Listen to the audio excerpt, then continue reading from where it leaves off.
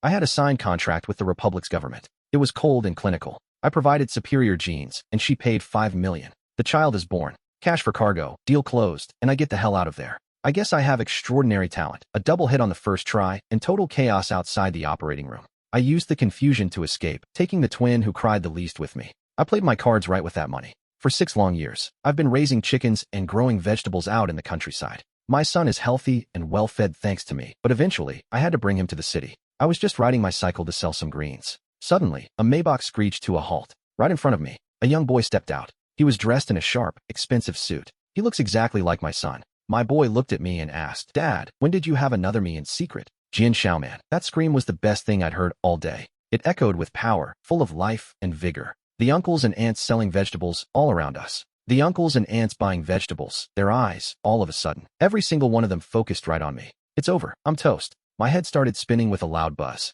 The cabbage I was about to sell to that lady. I almost dropped it as cold sweat poured down my forehead. I never imagined it would happen like this. 6 years of peaceful country life, ending today. And in such an embarrassing way. Next to the Maybach, on the other side, a boy dressed in a suit with a tiny little tie. A miniature version of an overbearing CEO. He was staring at us with the same shock as my son, but his gaze had a bit more scrutiny and curiosity. Then, the car door behind him swung open again. A leg covered in black stockings stepped out first. Then came that face, the one engraved in my very DNA. The one that haunts my dreams. Invin, it's been 6 years. She hasn't changed a bit. Her face was cold as ice, with a gaze that could freeze anyone solid. The only difference is, in that moment, a crack appeared in her immovable, icy expression. Her eyes landed on my son first, on Jian Xiaoman's face, which was currently covered in mud. But his face was identical to mine. Then, her gaze slowly shifted to the boy in the suit. 2 identical children, one dressed in patched-up jeans, looking like a mud monkey, the other in a high-end suit, like a prince. The air seemed to freeze. I felt my heart rate skyrocket to 180 beats per minute. "Dad, say something. Do you have another family in the city? How could you do this to me and Guantagua from the village entrance? You brat, since when do I have anything to do with Guantagua?" "That's the village chief's dog." I immediately covered Jian Xiaoman's mouth. I forced a smile that looked more painful than crying. Kids say the craziest things. It's just kids being kids. Invin ignored me completely. Her gaze felt like 2 sharpened scalpels. She was scanning every single inch of Jian Xiaoman and Neo. The 2 bodyguards standing behind her moved. They were already closing in on us discreetly. Run, that was the only thought screaming in my head. Suddenly, I slammed my foot down on the pedal. I floored the tricycle's accelerator. This old companion has been by my side through every battle. For 6 long years. The engine let out a roar of pure protest. Then it shot forward like a bullet, carrying me and a full cart of vegetables with it. "Catch him." Invin's icy voice echoed from right behind us. Damn it, back in my prime, they called me the god of the road. I pushed the throttle to the absolute limit. The tricycle swerved frantically through the narrow gaps. We tore through the aisles of the vegetable market, knocking over 2 fruit stalls in our wake. Crushed tomatoes were flying everywhere. The screams of the old vendors and the shouts of the chasing guards blurred together. "Dad, you're amazing. This is just like a movie," Jian Xiaoman shouted excitedly from my arms. Amazing? My ass. We were running for our lives. But my years of hard work at the university hadn't prepared me for this. My tricycle was finally outnumbered just as we cleared the vegetable market. A black Land Rover swerved violently into my path. It blocked the road completely. 2 bodyguards closed in, one from the left and one from the right. They lifted us up like little chicks and dragged me out of the seat. They slammed me face first onto the hood of a Maybach. My cheek was pressed hard against the cold paint of the car. Another guard grabbed Jian Xiaoman, but the kid wasn't scared at all. On the contrary, he was busy making faces at the boy in the suit. Invin began to walk toward us, her high heels clicking rhythmically against the pavement. She stopped right in front of me and whispered my name. But that voice made me tremble from head to toe. "It's been a long time, hasn't it?" I struggled to lift my head. I forced a flattering smile and said, "What a coincidence, President In. Are you here for groceries too?" The corner of Invin's mouth twitched slightly, but she didn't answer me. Instead, she knelt down. She looked at Jian Xiaoman, who was still being held by the bodyguard. She reached out her hand, looking like she wanted to touch his face. Jian Xiaoman pulled back and glared at her cautiously, asking, "Who are you?" "I'm warning you. Don't try to be my stepmother. My dad belongs to Guantagua. I need to make this clear one more time. Wang Dawa is a dog." Invin's hand froze midair. She took a deep breath. She stood up and fixed her gaze back on me. That look felt like she wanted to tear me limb from limb. 6 years ago, you gave birth to twins, didn't you?" Invin's voice was eerily calm. But beneath that silence was a volcano ready to erupt. I felt the bodyguard's grip on my shoulder tighten even more. If I admit it, I'm dead. If I don't, I'm also dead. Better to just play dumb until the very end. I rolled my eyes and shifted my expression. Right then and there, I put on a face of pure, confused shock. "What are you talking about? I don't understand any of this." I pointed at Jian Xiaoman with the most sincere face I could muster and said, "This is my nephew. My older brother's died in a car accident, and it hasn't been easy raising him alone. It took so much effort." As I spoke, I even tried to squeeze out a couple of tears for effect. "Just look at how much this boy looks like me. They say nephews always take after their uncles, don't they?" But before I could finish my act, Jian Xiaoman got angry and shouted, "Dad, what kind of nonsense are you talking about now? Since when did you ever have an older brother? My grandparents died a long time ago. Damn it, you little troublemaker." I wanted to find a hole in the ground and crawl into it right then and there. "This is the birth certificate from the hospital, along with all the medical records. Everything from that year is right here." His gaze remained fixed on me, unblinking. "The records show that the baby in incubator B back then vanished just 3 hours after being born." My heart sank. I had been careless and only focused on escaping back then. I forgot to destroy the evidence, but this has to be a coincidence. Invin didn't bother arguing with me anymore. He simply ordered his bodyguards to take us back to Cloud Top Mansion and contact lawyers saying immediately, "I want a paternity test done right now." 2 bodyguards hoisted me up like a criminal and shoved me into a Land Rover. Jian Xiaoman was tossed in too, but he just poked the leather seats with curiosity. "Dad, this car is way more comfortable than your tricycle." "Great, but what's the point? We're still walking into a trap." Silence filled the car as the convoy drove toward the city's outskirts. We arrived at the most luxurious residential area in the region, Cloud Top Mansion. You can tell how expensive this place is just by hearing the name. The car pulled up in front of a villa that looked more like a castle. They escorted us into a living room big enough to host a sporting event. The massive crystal chandelier hanging from the ceiling made my head spin. The second we walked in, Jian Xiaoman let loose and started doing rolls on the carpet. Invin sat down on the main sofa. The boy, Inseo, sat quietly by his side. He looked perfectly composed. He held a tablet in his hand, but his eyes occasionally drifted over to Jian Xiaoman. Xiaoman was currently on the floor, barking like a dog. The contrast between them was like an expectation versus reality meme. Invin finally spoke. "I'll give you one chance. Return the 5 million you took back then. Leave the boy here, and you can walk away." My heart skipped a beat at the mention of the money. I'd already used those 5 million to build a house in the country and buy land for chickens. It had been our lifeline for 6 years. There was almost nothing left.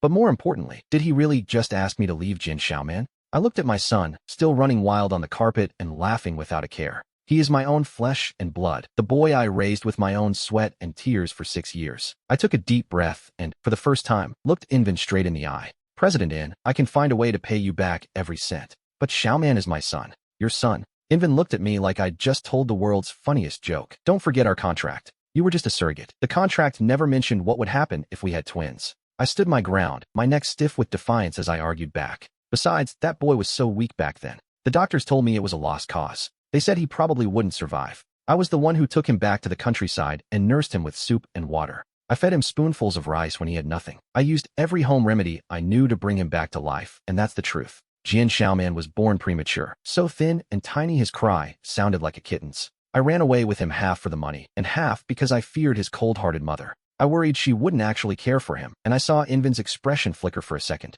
But his face quickly returned to that icy mask. "I don't care about the process. I only care about the results. And the result is that you stole my money. And you stole my son." He stood up and looked down at me with pure contempt. "Until the DNA test results come back, neither of you is going anywhere." I learned what true despair felt like on my very first day locked in that castle. I finally experienced the kind of boring life the ultra-rich lead. Invin assigned a single guest room to both me and Jian Xiaoman. The room alone is bigger than my entire house back in the countryside. It has its own private bathroom and a walk-in closet. There's even a terrace overlooking a massive, sprawling golf course. Jian Xiaoman has completely lost his mind with excitement. He keeps jumping on the 6-foot-wide bed, ruining the expensive down comforter. He treats it like a trampoline and asks, "Are we living here from now on?" It's way bigger than Uncle Juan's pigsty. I thought, could this kid not use a more sophisticated comparison? I wasn't feeling nearly as optimistic as he was, so I tried to open the door. It didn't even budge. 2 bodyguards in black suits stood outside like stone guardians. Even the windows had security limiters installed on them. They could only be cracked open a tiny sliver for air. He really is keeping me here like a common prisoner. At lunchtime, a maid knocked on the door. She led us to a dining room where a long table sat covered in exquisite dishes. It was a full spread of high-end Western cuisine. Chinese and Japanese food, everything you could possibly want was there. Invin sat right at the head of the table. Inseo was seated to his left. He was calmly cutting into a steak with a knife and fork. Jian Xiaoman and I were seated directly across from them. Jian Xiaoman had never seen a feast like this in his life. He grabbed a giant Australian lobster and was about to shove it into his mouth. "Xiaoman, spit it out," I hissed. I stopped him quickly. "Eating with your hands? What kind of manners are those?" I skillfully picked up the tools to help him extract the lobster meat. I placed it on his plate, and he chirped, "Thanks, Dad." Jian Xiaoman gave me a sweet, wide smile. He picked up a piece of the lobster meat with his fork, but he didn't eat it. He held it up to my mouth and said, "Dad, you eat first." My heart warmed as I opened my mouth and took the bite. Across the table, Invin's hands paused slightly over his cutlery. He watched the interaction between me and my son. His expression was unreadable and complex. Inseo, sitting right beside him, also stopped moving. He just stared at us in total silence. Invin cleared his throat, finally breaking the heavy silence. "Jian Xiaoman," he said, his tone leaving no room for argument. "Starting today, you must learn proper etiquette. No making noise while eating, no grabbing food with your hands. You must learn how to use a knife and fork correctly." Jian Xiaoman, his mouth stuffed with lobster meat, asked vaguely, "What's etiquette? Is it something you eat?" Invin's brow furrowed in immediate irritation. "Inseo, teach him." Inseo set down his own cutlery and picked up a fresh set. He handed them to Jian Xiaoman and whispered instructions. "This is how you hold them." Jian Xiaoman tried to mimic his grip, but with a loud clatter, the fork slipped and hit the floor. He scrambled down to pick it up. Then he slammed his head right against the table leg with a thud. The dining room descended into absolute chaos. I watched the maid scramble in a panic, and I saw Invin's face growing darker by the second. Inside, I felt a surge of secret satisfaction. That's what you get for looking down on country folk. We finally finished eating. Invin called Inseo over to his side. He handed him a pile of toys that looked incredibly expensive. "Inseo, take your brother to the playroom to play." Then he looked coldly at Jian Xiaoman. "All of those are yours. Take whatever you like." This was a blatant bribe, and my internal alarms started screaming. "Don't you dare try to corrupt my son with your money." But before I could say it, they were gone. The two identical boys stood together formally for the very first time. Inseo was holding a transformer toy. He looked a bit hesitant, unsure of what to do. Jian Xiaoman, on the other hand, just circled around him. Then he reached out his hand to touch Inseo's sleeve. "The fabric of your clothes is so nice. It's softer than my dad's t-shirt." Inseo blushed at the touch and whispered that it was just silk. "I'll take you somewhere fun," Inseo said. I hurried to follow behind them. I watched Jian Xiaoman grab Inseo and run toward a massive spot. It was the tree in the villa's backyard, and Jian Xiaoman was already rolling up his sleeves. He wiped the drool from his palm, and, in the blink of an eye, he was already scrambling up the tree. He sat himself firmly on a thick branch. He waved at Inseo, who stood below with his mouth wide open, and told him to climb up. "The view is beautiful up here," he shouted, and Inseo looked up. His eyes were filled with longing, but also a hint of fear. "I've never climbed a tree before," Inseo whispered. "What are you afraid of? I'll show you how." Jian Xiaoman acted like a little master, telling him where to put his hands and feet. "That's it, just like that." With Jian Xiaoman's encouragement, Inseo actually started to act like a boy. He began to climb up, awkwardly but determined. I leaned against the tree watching them, my heart filled with mixed emotions. Right then, Invin's voice echoed from behind me. "Jianzi, what kind of future do you think this education will give him?" I turned around and saw him standing there with a mocking smirk on his face. Is he going to spend his life stealing bird eggs or hunting in the mountains? I smiled, pointing at the small figure, struggling so hard to reach the top of the tree. "President Invin, I can't give him billions in property, but I can give him a happy childhood. Can't you see your son is actually happy right now?" Invin followed my pointing finger with his gaze. Up in the tree, with Jian Xiaoman's help, Inseo had finally scrambled onto a lower branch, clutching the trunk in fear. But his face was radiating a bright, blue glow, an expression of pure excitement I'd never seen on him before. The two children sat side by side on the branch, while Jian Xiaoman pointed into the distance, bragging about how he used to be the king of the village. Invin's eyes flickered, and he fell silent. Suddenly, a sharp crack echoed through the air. The branch Inseo was sitting on was a bit too high from the ground, and it was clearly overloaded. A massive crack split the wood, and he let out a terrified scream. His body wobbled, then tipped over. He was about to plummet straight down from the tree. "Inseo," Invin roared, his breath catching as his face turned pale. My heart hammered against my ribs. How could this tree be so flimsy? But faster than anyone could react, Jian Xiaoman, who was right there, lunged like a little monkey and grabbed Inseo tightly by the waist. "Don't be afraid, just hold on to me tight." Jian Xiaoman used every ounce of his strength to prevent a total disaster. The momentum dragged them both off the branch, and they tumbled toward the grass. Invin and I both sprinted toward them at the exact same time. "Inseo, are you okay?" Invin scooped Inseo up, checking him from head to toe. His eyes were bloodshot with pure panic. I quickly pulled my own son, Xiaoman, into my arms. He had landed hard on his bottom, but he didn't even cry. Instead, he immediately looked over at Inseo to make sure he was safe. I brushed the dirt off his clothes while checking for injuries.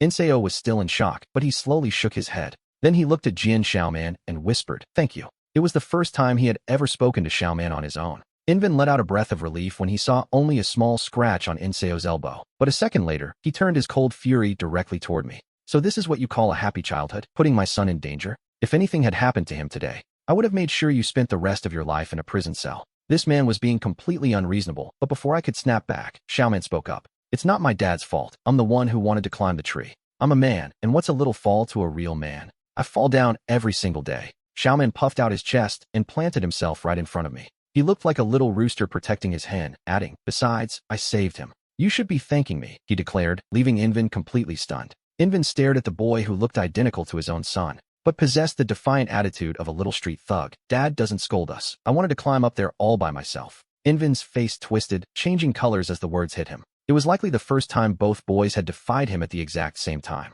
Finally, he let out a cold, sharp snort of frustration. "You'll see," he muttered before turning and walking into the house without looking back. I knelt down and stroked Xiaoman's head, whispering, "Good boy, you were a real man today." Of course I was. I'm my father's son. This storm seemed to leave me at a disadvantage, but I knew better. I had successfully planted a seed in the hearts of both children. That night, Invan tried to reclaim his territory with a massive display of wealth. He ordered the maid to move every single toy from the playroom into Xiaoman's room. There were piles of remote-controlled racing cars and luxury sets everywhere. Lego castles and limited edition figures were stacked high like a small mountain. "All of this is for you," Invan declared. He stood at the door with that same cold, immovable expression. "As long as you behave, there will be plenty more in the future." I watched him closely. The capitalist corruption had officially begun. I looked at Xiaoman nervously, wondering if he'd take the bait. My son rummaged through the mountain of luxury toys for a long time. Finally, he picked up the cheapest plastic water gun and looked at me with longing. "Can I play with this?" he asked, and I nodded my approval. He grabbed the water gun with joy, firing imaginary shots at the ceiling for a while. Then, he just tossed it aside like it was nothing.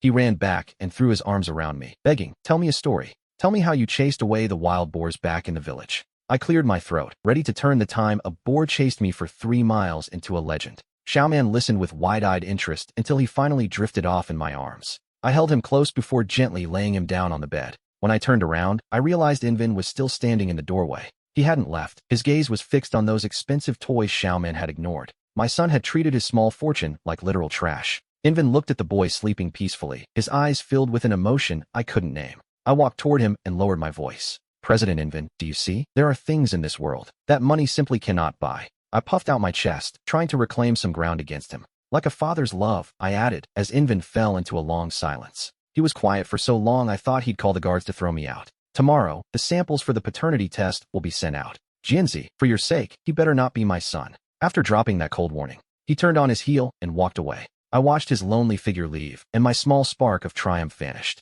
This man didn't seem like a god or a monster in that moment, just a person. But that thought only lasted 3 seconds before reality hit me again. Xiaoman is 100% his son, and I knew it. Once those results come out, my death warrant is signed. I couldn't just sit around and wait for the end. The next morning, the head doctor arrived with all the equipment. It was just me, Xiaoman, and Invan. The 3 of us sat side by side on the sofa, waiting. We were all just waiting for them to draw our blood. Invan sat there with his usual cold, clinical expression. He extended his arm without saying a word, completely unfazed. Xiaoman, on the other hand, was terrified for the first time and turned pale. He clung to my neck, crying, "Daddy, I don't want a shot. Shots kill people." I thought, "Little brat, you were happy as a clam when you got your vaccines." I tried to comfort him, saying it was just like a tiny mosquito bite. "Really?" he asked, looking up at me with teary eyes. "Really, I promised," while I held him close. But inside, my mind was racing at 100 miles per hour. I had to find a way to tamper with those samples. My eyes locked onto the collection tubes sitting on the table. The doctor drew Invan's blood first. He slapped the label on Invan's tube, and then it was Xiaoman's turn.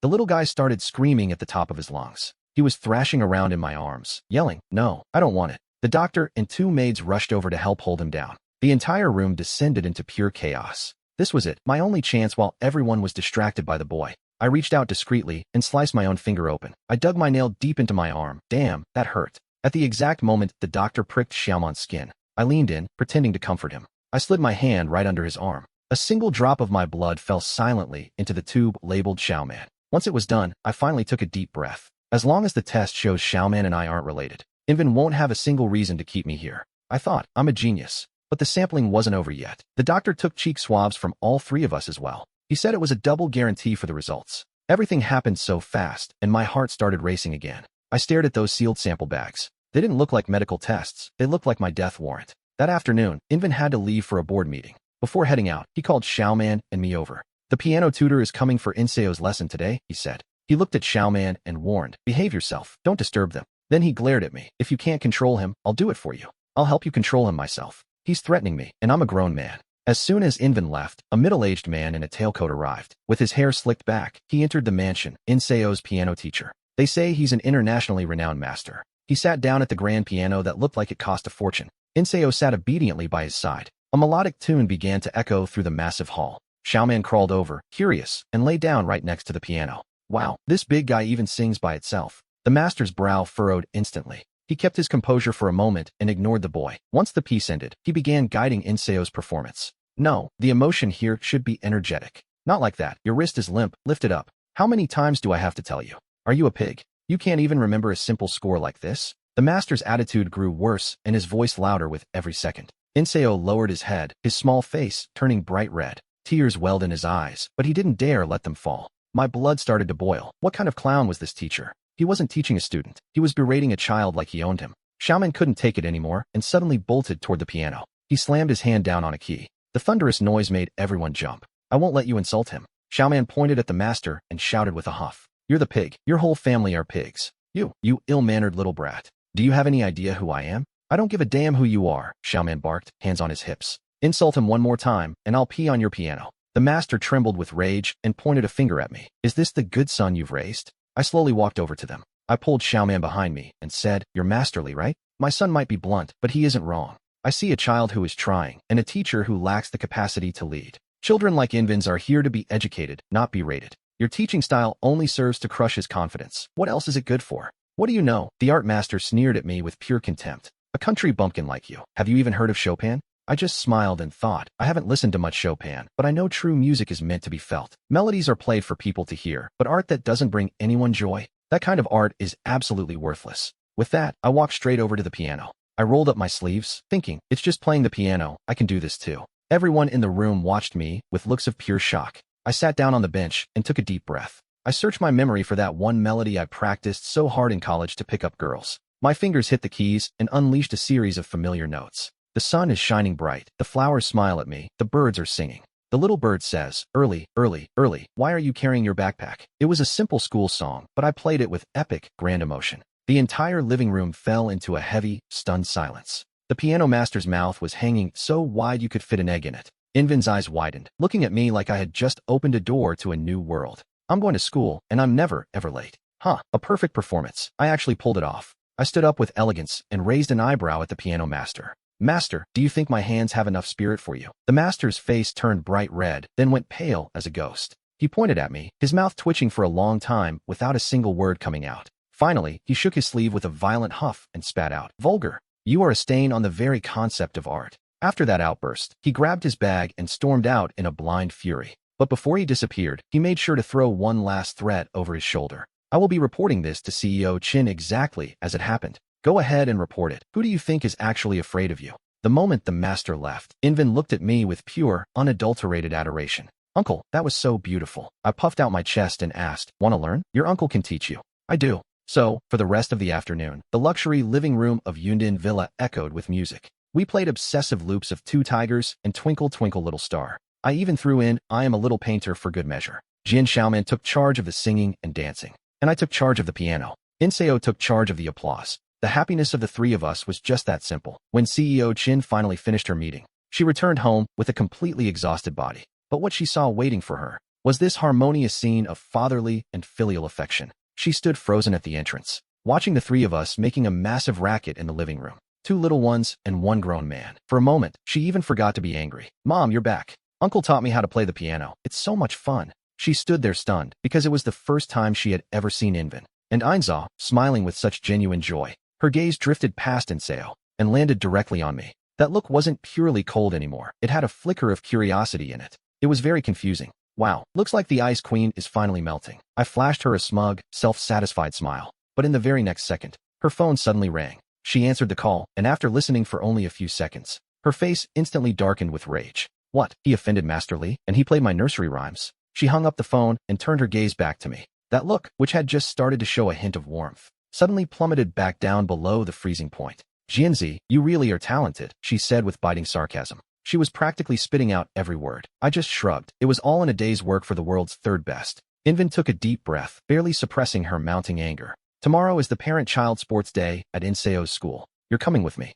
I blinked. Wait, why am I going? I'm his mother. You'll go and act as his other parent. She looked like she struggled to even say the word father. The most important thing is that you behave yourself. Don't cause me any trouble, or you already know. exactly what the consequences will be. It was like getting a slap in the face followed by an even harder one. Going to a parent-child sports day at a prestigious private school. Isn't that like throwing a common chicken into a nest of phoenixes? A public execution? I can already see my social death coming tomorrow. The next day, the four of us set out in 2 separate cars. We headed in a convoy toward that legendary royal kindergarten. The parents there were dressed like they were walking a red carpet. The moment Invin appeared, she became the center of attention, and I just followed behind her, looking like a kept man. Jin Xiaoman and Inseo held hands tightly. They looked around at everything with wide, curious eyes. The sports day kicked off shortly after we arrived. The first event was the 3-legged race. Jin Xiaoman and I teamed up, while Invin and Inseo formed the other pair. Daddy, do your best, Xiaoman cheered. I'm sure we're going to take first place. I looked down at the limited edition sneakers Inseo was wearing.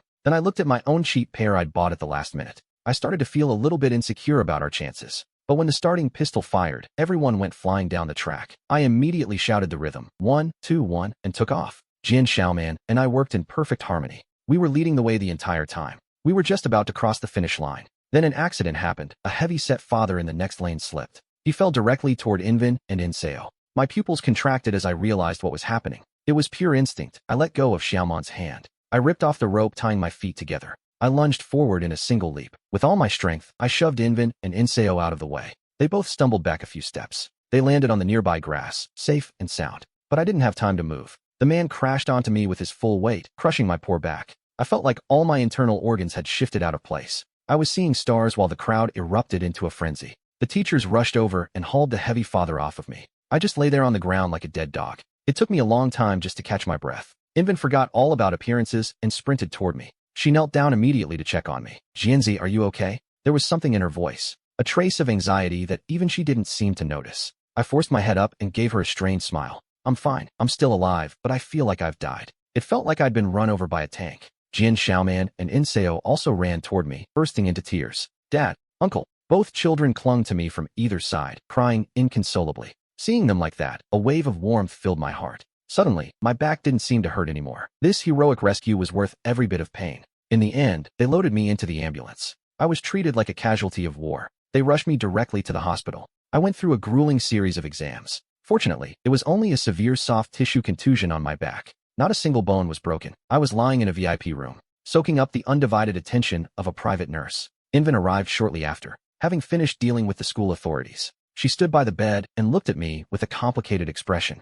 Thank you, she said softly. It was the first time she had ever thanked me so sincerely. I grinned from ear to ear and tried to strike a cool pose. But my back flared up, making me wince in pain as I joked. A simple thanks won't cut it, Ms. Invin. This is a workplace injury, medical expenses, lost wages, emotional distress, you name it. Invin glared at me, but a faint, almost imperceptible smile played on her lips. You'll be well compensated. She paused for a moment and then added, I was wrong today. I shouldn't have let you go. So she even knew how to apologize. It's fine. I waved my hand dismissively. Just call it a life experience. Suddenly, the door to the room swung open. Jin Xiaoman and Yin Zhao peeked their heads in, looking timid. They were carrying a fruit basket. It looked like Qin Ben had just finished eating some. Dad, does it still hurt? Jin Xiaoman asked as he set the basket down. He rushed over to my side. He called out to me, asking with such caution in his voice. Uncle, I'm so sorry. Yin Zhao lowered his head too, apologizing in a low whisper. It's not your fault, I said, patting their heads. I was just relieved to see they were both okay. Yin Zhao stared at me intently. His eyes were sparkling. Uncle, today you were incredibly brave. Of course he was. My dad is Superman. Seeing the pure adoration in the eyes of those two boys, all the pain I was feeling seemed to vanish completely. Invin just stood there to the side, watching us. He watched the three of us in silence, his gaze softening by the second. In the days that followed, I lived like a king. I didn't have to lift a finger, and Invin came to the hospital every single day, just to see me. He didn't say much, but he wasn't as cold as before, and the two boys became my little personal nurses. Jin Xiaoman was in charge of telling me jokes. Yin Zhao took charge of reading me stories. One day, I was listening to Yin Zhao read in his soft, sweet voice when the door burst open. A crowd of reporters swarmed in with massive cameras. A man leading them stepped forward and shouted at the top of his lungs. I heard you had a secret child, and that you've been hiding the child's father. He's right here in this hospital, isn't he? Camera flashes started blinding me. The lights flickered frantically, leaving me completely stunned. Qin Ben's expression shifted instantly as he stepped between me and the children. Who are you people? Who gave you permission to be here? Security. Invin, please, don't get worked up. The man leading the pack gave a cunning smile. We just want to verify something. This man is the children's father, isn't he? And these two boys are your twin sons. The camera lenses swung toward me and the children. Xiaoman and Yin Zhao looked terrified. This was trouble, a business rival coming after Inven. I realized instantly that this was a trap. They wanted to use this scandal to tear down Qin Ben and his company. Inven was trembling with pure rage. But to protect the children, he could only step back, inch by inch. The reporters kept pressing him, demanding answers to their questions. What is your relationship with this man? When do you plan to reveal the children's identity? They were closing in, almost reaching the edge of my bed. I summoned every ounce of my courage. Suddenly, I lunged out of the bed. Ignoring the sharp, stabbing pain in my back, I grabbed the water pitcher from the nightstand. I hurled the water straight at the group of reporters. "Take that, you bastards," I yelled. Then I grabbed Inven and the two boys, pointed at the window, and screamed, "Jump!" My desperate move caught everyone off guard. The reporters screamed as the hot water scalded them. They instinctively backed away from the bed.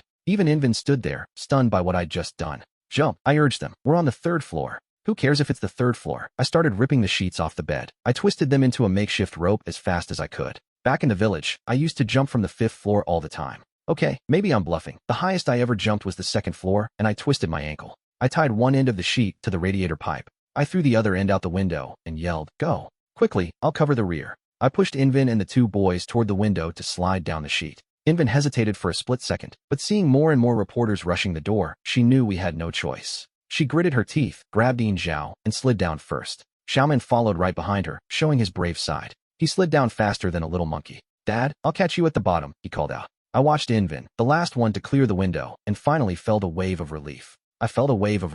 Then turned back to the reporters who were finally recovering. I flashed them a defiant, mocking grin. I grabbed the pillow from the nightstand, and then, well, if you're going to do a job, you might as well do it right. Anything I could get my hands on, I hurled straight at them. I thought, come on then, see how tough us country folk really are. Once I'd caused enough chaos to stall them, I barely managed to grab hold of the sheet, and I leaped out the window, though I didn't exactly stick the landing. My backside had another close encounter with the hard ground. A double whammy, my back was screaming in pain, and my rear end felt even worse. Inven rushed over to help me up. "You're insane," she cried, her eyes red with fury and anxiety. "Stop talking nonsense, and let's go," I grunted, limping away with her support. We grabbed the two boys and hurried away from the crowd, making our shameful, frantic escape from the scene. We headed straight back to the Union Mansion. Everyone was shaken to the core by the ordeal. The moment we were safe, Inven reached for her phone to make a call. She let the company's PR department handle the fallout. As for me, I collapsed back onto the bed. This time, I really couldn't move a single muscle. Jin Xiaoman and Yin Zhao stayed right by my side. They stared at me with looks of pure worry. "Take it easy," I told them. "I'm not dead yet."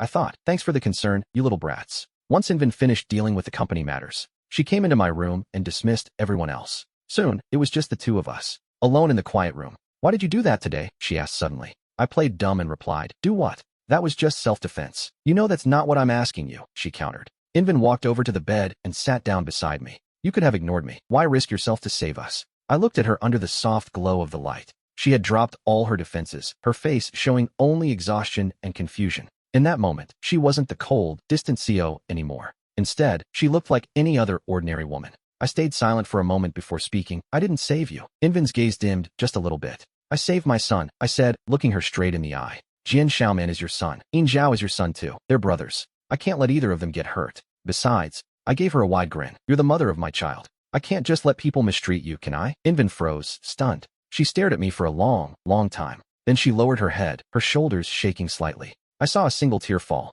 It landed right on the back of her hand, which was resting on her knee. "God, she's crying." I panicked instantly. "Hey, don't cry. I just said that to say something. I'm a big mouth. It's not the truth." It was the first time she'd ever seen me, so clumsy and confused. I wanted to comfort her, but the moment I moved, the pain in my waist sliced through me again. "Don't move," she said, lifting her head. Her face had regained its composure, though her eyes were still a bit red. She reached out and gently brushed the hair away from my forehead. Her fingers were cold, but the moment they touched my skin, I felt an electric shock surge through my body, and my heart skipped a beat. Then she spoke. "Jinzi's paternity test results will be ready tomorrow." My heart sank. The thing I feared most was finally happening. "If the results prove they are both mine," she started. "What do you plan to do?" I opened my mouth to answer, but the words wouldn't come out. What could I do? Run away? I'd already done that once. Give her Xiaoman? I couldn't do that either. So I just sat there, trapped in a long, heavy silence. Suddenly, I heard Jin Xiaoman and Yin Zhao arguing outside. "It's all your fault, Dad is hurt." Xiaoman yelled. "That's not true. It was those bad guys." Zhao shouted back. "Yes it is. You're a jinx. You're nothing but a jinx." I sat there listening to the two boys bicker back and forth. Inven and I locked eyes, and we both shared a small smile. Maybe things wouldn't be as bad as I had imagined. The next day, I woke up with a start. The bed gave a violent, sudden jolt. "Dad, look." Jin Xiaoman was waving an envelope. right in front of my eyes. It was the paternity test report. My heart sank to the pit of my stomach. Judgment Day had finally arrived. I took the envelope with trembling hands, feeling like it weighed a literal ton. Invin stood beside me, her expression dead serious. Both boys were staring at me, their faces tight with nerves. I took a deep breath, and I ripped the envelope open. Inside were several pages of medical jargon, so I flipped straight to the conclusion. According to the comparative DNA sequence analysis, no biological relationship exists between the subject Jianzi and the subject Jian Xiaoman. Wait, what? No biological relationship? I snapped my head up, unable to believe my own eyes. I looked back at the white paper and the bold black letters. Xiaoman and I aren't blood related? How is that even possible? Then, I suddenly remembered the day I took the blood sample to cheat the test. I had cut my finger, but in the confusion, I must have messed it up. It was a setup. I suddenly looked over at Invin, who was standing to the side. It had to be him. Invin met my gaze directly. His eyes were calm, completely unshakable. Just as you wished, Jianzi. He isn't your son. My mind went completely blank. If he isn't my son, then whose son is he? I didn't even have time to process the thought. Invin pulled out another document and said, "There's one more." He handed the paper to me. I grabbed it and scanned the lines. It was a paternity report for Invin and Xiaoman. The conclusion stated that the data supported Invin as the primary match. He was Xiaoman's biological parent. It was official. So, what else do you have to say for yourself? Invin asked, leaving me speechless. His eyes turned ice cold again. You've lied to me for 6 years. You've kept my son from me for 6 years. You're really something, Jianzi. I opened my mouth to speak, but I couldn't find a single word. I lied to him. I looked over at Xiaoman. He was staring at us with a confused expression, clearly not understanding a word. Mom, what do you mean? Isn't Uncle the younger brother's father? Invin didn't answer him. He stepped toward me and threw a contract onto my bed. Jianzi, considering our history, and considering you saved us once, I'll give you one last chance. Here is 10 million. Take the money and vanish from our world forever. Never show your face in front of the children again. 10 million, double what it was 6 years ago. It was enough to live a life of luxury in any city I chose. I looked down at the contract. Then I looked back at Xiaoman, who stood dazed by the bedside. Every small moment from the last 6 years flashed before me. It played like a movie in my mind. The first time he called me dad, his first step, and the times I held him when he was sick. I held him all night long, not daring to close my eyes for a second. Whenever he got into trouble, I was the one who went to apologize for him. I remembered the candies I secretly hid for him, the ones I saved in my pocket while raising him from a hungry infant into a brat, capable of climbing trees and raiding bird nests. He is my entire world, and now someone wants to buy that world for 10 million. I laughed and picked up the contract. Under Invin's cold gaze, I began tearing it into tiny pieces. The scraps of paper fell to the floor like snowflakes as I spoke. Mr. Ein, money is a fine thing. But there are things in this world that money simply cannot provide. Things it can never buy. 6 years ago, I took your money and I left. I was wrong back then, but in these 6 years, I haven't gone anywhere. I haven't been able to give him a life of luxury. I'm not capable of that. But from the very beginning until the end, I have treated him as my own flesh and blood. I taught him how to walk and I taught him how to speak. I taught him how to be a person, to be upright, and to be brave. He is Jianzi's son, even without a drop of shared blood. He will always be mine, no matter what you want him to be. Unless I die. My words exploded in the room, just like a bomb. Qinben's face turned pale instantly. She probably never thought that an opportunistic villager like me would ever say such things. Her lips trembled, but she couldn't manage to get another word out. I don't want you to die. I don't want you to die. I don't want a mom. I only want dad. Don't leave me. He was sobbing until he was out of breath. He lunged at me and wrapped his arms around my legs. I knelt down and hugged him tight, my own eyes stinging with tears. You little dummy, how could your dad ever not want you? Little Inseo walked over too and looked at us. Then he looked at his mother, his face full of confusion and hesitation.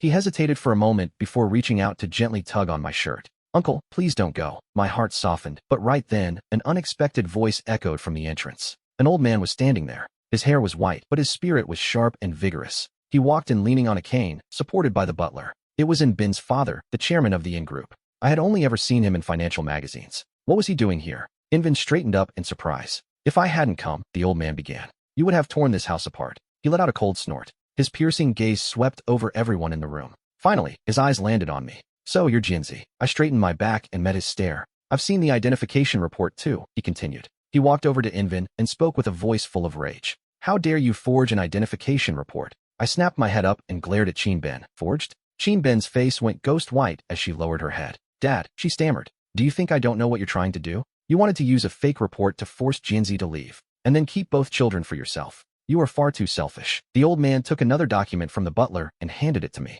I took the real identification report with a trembling hand. The conclusion page stated it clearly. I was Xiaoman's biological father, but it also confirmed I was the biological father of Yin Zhao. I felt like my brain was being torn apart by 10,000 huskies. Everything was a complete mess. I pointed at Bin, so consumed with rage I could barely breathe. What on earth was she trying to do? First, she forged a report saying Xiaoman and I weren't related. She wanted to force me to leave with a payout. Finally, Bin spoke up. I just wanted to test you. I wanted to know what was more important in your heart, the money or the children. 6 years ago, you abandoned everything for money. I was afraid you would do it again. I stood there, stunned. Everything before this had just been her test. And did I pass your little test? I asked bitterly. Bin didn't say a word, but her bloodshot eyes already said everything. The old man looked at me and sighed. Master Jinzi, let the past be the past. The most important thing now is what we do with the children. He looked at both of us, searching for a solution. You are both the biological parents of these kids. No one can deprive the other of their rights. My opinion is that the two of you should get married. Bin and I both shouted at the same time. What? Get married?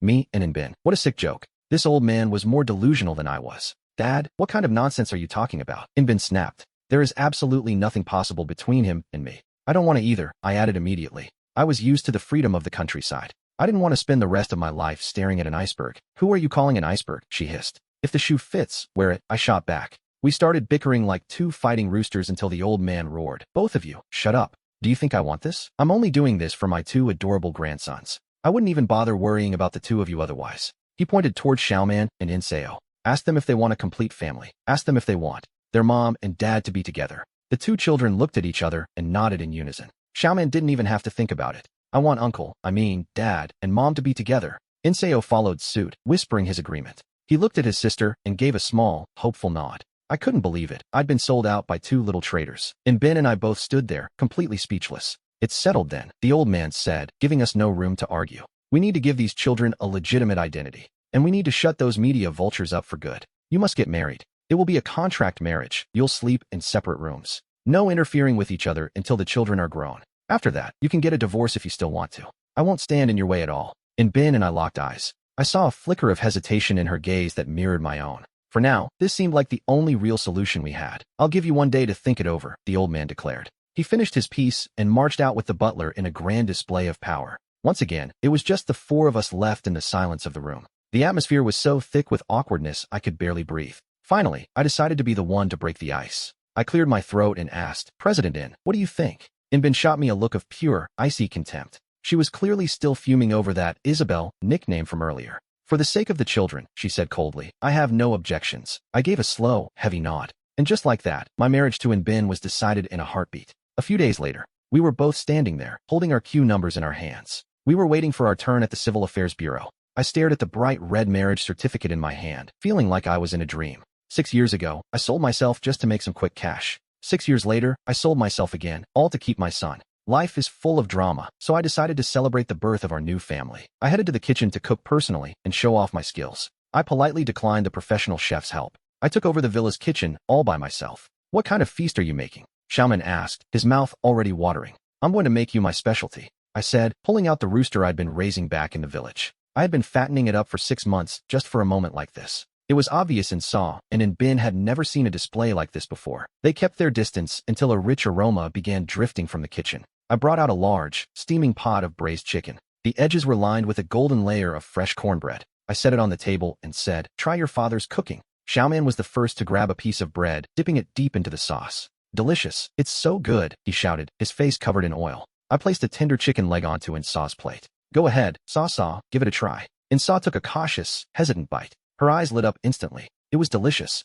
I looked at Bin with pride. Miss In, please, give it a try. Bin hesitated for a moment, but she still picked up a small piece of the chicken meat. Using her chopsticks, she placed it elegantly in her mouth and froze in shock. How is it? I asked, but she didn't say a word. She just reached for another piece, then another, until finally, she had finished half the pot of chicken herself. She said she didn't want any, but her body was being very honest. After dinner, the four of us felt a strange sense of peace. We sat in the living room watching television. Xiaoman and Insaw curled up right next to me, chattering away happily. Bin sat on a single sofa not far from us, holding a financial magazine in her hands. But I noticed her glancing over at us every now and then. A comedy movie was playing on the screen. It was called The Three Kings. We were all laughing out loud, laughing and laughing until our sides ached. Even the corners of Bin's mouth lifted slightly as the moonlight filtered through the window, illuminating her face. In that moment, I suddenly felt like she was human after all. She wasn't so cold. Life after our contract marriage was full of chaos and unexpected turns. I went from being a professional chicken farmer in the countryside to something else overnight. I became the live-in husband of the CEO of the INN group. Of course, my main duty as a husband was taking care of the kids while Bin remained a total workaholic. She was still leaving early and coming back late every single day. But slowly, she started coming home earlier and earlier. Before, she was always the last person to leave the office. Now, she was turning down unnecessary commitments. She wanted to be home before dinner because she knew there were 3 people waiting for her. I fully embraced my second career, being a house husband. Thanks to my god-tier cooking skills, I successfully conquered the stomachs of everyone in the house. Especially Bin, even though she complained my food was too greasy and unhealthy. She always ended up eating more than anyone else. The relationship between the 2 children was also getting better by the day. Jian Xiaomin basically became Insa's personal bodyguard. At kindergarten, if anyone dared to bully Insa, he was the first one to jump into the fray. Insa, on the other hand, became Jian Xiaomin's exclusive little tutor. He supervised his homework every night and told him stories. One was as fast as a hare, the other as calm as a monk. They were surprisingly harmonious. Then came the day of the INN group's anniversary dinner. As the CEO's family member, Bin forced me to attend. I was wearing a borrowed high-fashion suit. Standing among the well-dressed crowd, I felt incredibly uncomfortable. I felt like a husky that had snuck into a flock of swans. Bin, meanwhile, looked like a queen in her silver evening gown. She was dazzling as she took my arm. She moved with total ease among the business tycoons. Every time she introduced me, she'd say, "This is my husband, Jianzi." I could feel the complicated looks those tycoons were giving me. It was a mix of envy, jealousy, and contempt. Halfway through the party, a man with slicked back hair approached us. He held a wine glass in his hand and a smirk on his face. He was the head of the rival company, the one who sent reporters to harass us at the hospital. "President In, it's been a long time," he said, his voice dripping with fake politeness. "She gets more radiant every time I see her." President Wang smiled, but his eyes were full of malice. "So, this is the legendary Mr. Jianzi. I've heard so much about you. What a handsome man." The sarcasm in his voice was so thick even a fool could hear it. Bin's face darkened, and I could tell she was about to explode. I moved quickly to shake his hand before she could speak. I flashed President Wang a bright, beaming smile. "President Wang, right? I've heard a lot about you too, mostly about your company's supply chain disasters. But hey, that's business. You win some, you lose some. Unlike me, I was born under a lucky star. I married a wonderful wife. I don't have to worry about a single thing in this life." I deliberately pulled Bin close by the waist and whispered affectionately in her ear. "Isn't that right, honey?" Bin's entire body went stiff, but she still managed a nod of approval. President Wang's face turned a sickly shade of green instantly. On the surface, I was bragging about being a kept man. But in reality, I was twisting the knife about his failing business. And I got to flaunt our love while I was at it. It wasn't a deadly blow, but it was incredibly insulting. Wang was too livid to speak. I picked up a glass of champagne and swirled it, mimicking his every move. "President Wang, instead of criticizing others, maybe you should focus on paying your employees. It would be a shame if your company went bankrupt and you had to beg my wife for a job." After dropping that bomb, I took Bin's hand and walked away. President Wang's furious insults echoed behind us as we reached a quiet corner of the hall. Once we were alone, Bin finally let go of my hand. She looked at me with a complicated expression I couldn't quite read. "You," she started, her voice trailing off. I raised an eyebrow with pride. "I helped you blow off some steam. You're welcome." Bin remained silent for a long time before suddenly asking who I really was. I just smiled. "I'm just a man from the countryside. I'm the father of your child, and I am also your legal husband." "And after that," she pressed. "We can talk about the after later," I replied smoothly. I watched the bright lights of the banquet hall and the 2 little figures hiding in the distance, eating cake. At the very least, right now, I feel good. Bin followed my gaze, and her expression softened as she looked at them too. She smiled, and that smile was like a clear, open sky. It felt like spring in full bloom. Maybe this is what life is supposed to be. Full of twists and unexpected surprises. Who would have thought an absurd transaction from 6 years ago would lead to a family this loud, yet this warm? I looked at the woman by my side, and then at my 2 children nearby. A sense of peace I'd never known before washed over me. I thought, maybe being a kept man for the rest of my life isn't so bad.